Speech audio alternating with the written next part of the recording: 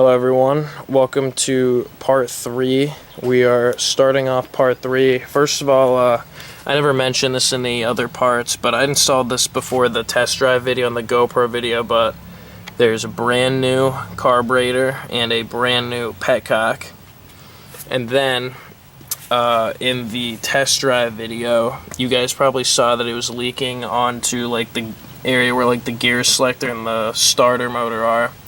And we can't have that. So what actually happened was when I was putting this cam sprocket cover on, it's inside, but when I was putting it on, the bolt here snapped. So what I did was I just drilled the bolt out, and now I'm going to use this bolt extractor bit, and then like I bought the handle for it, like the T-wrench for it too, at of course the hardware store I used to work at, and I've just let it set in with some penetrating oil. So we're gonna try to give it a go with the T-handle and see if it comes off. Alright, little update. My extractor bit just broke inside of my T-handle, so it's awesome. And I don't even know how I'm gonna get this out, but I think I'm gonna have to drill this bolt out because I'm done with trying to extract it, and then I'll probably just have to thread a new hole. So but yeah, first I'm gonna get this extractor bit, or what's left of my extractor bit, out. That was $7 well spent. Alright guys, I must have like broken a mirror recently, or like done something to like give myself bad luck. I have literally no idea, but so I started drilling and was trying to get this last piece of bolt out with my pliers, and I broke my pliers off into the hole. Don't even comment on asking me how I did that. I might just call it a night. Like, I have no idea how this even happened, but yeah, so that happened.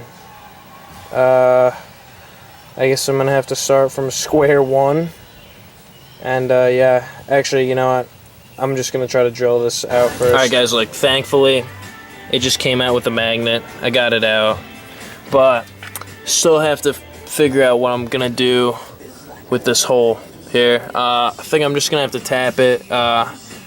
It's like 7 o'clock on a Saturday, so I don't think I'm gonna try to go to a sort of night. Might just do it tomorrow. Alright guys, so it's a new day.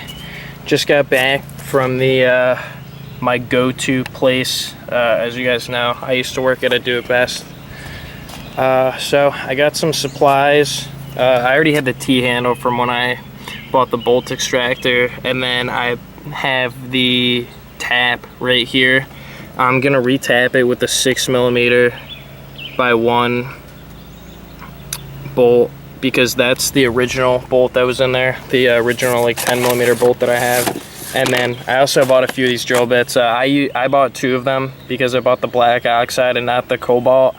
But I mean, the cobalt drill bit was $8, and these are like $2.50 each.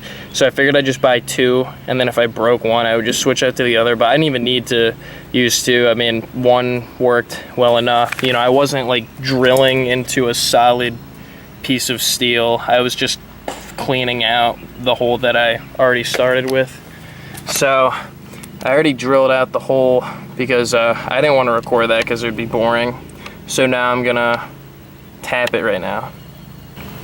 Alright, so I'm gonna start tapping this. So the way you tap a bolt, or I'm sorry, a hole like this to fit a bolt, is you put the tap in the hole and make sure to keep it straight as possible, and then you turn it about a quarter turn until you hear it kind of bite in like that, and then back out right away, because you don't want to just like that. That was perfect, because you don't want to go in too far and then break the tap off, because these, like, if you guys think bolts are a pain to drill out, just try to drill out a tap. And then I usually just clean it off with a Q-tip with oil on it every time. And then this time, oops, should probably clean off the tap too, but it's all right. And then next time you go in, quarter turn more. So this one's gonna be like a half turn in.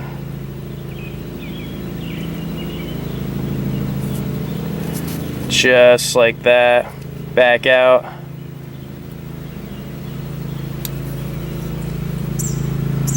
Now we're gonna clean it out again.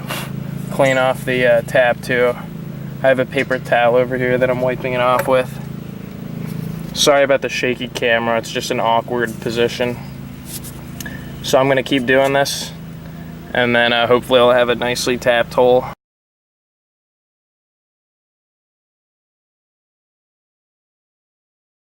Alright, well, fixed it, and it appears that there's no more leak now. So the leak is solved, and it runs great. I've been riding it up and down the driveway just to make sure there's no leak. I'm just gonna shut it off, or I'll drain the gas actually. But yeah, so I think that's all I'm gonna do in part 3.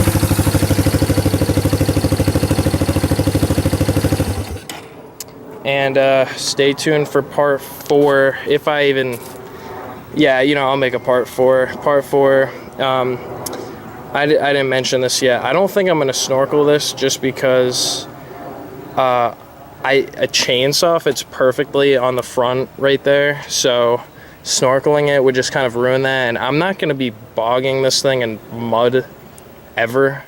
I mean, I can still go through pretty deep creeks in this thing, and it handles them pretty well, so I just don't see a need for a snorkel. Like, I don't live in Mississippi. And then, so part 3 is going to be seat cover, addressing these brakes, and then maybe like painting some stuff, but I don't even know if I'm going to do that. And then, you know what, I'm going to drill these so that this plastic stays on, but I think that's pretty much it. And then maybe I'll work on the lighting, because I don't think these lights work at all. But anyway, as always, I'll leave you guys off on that note.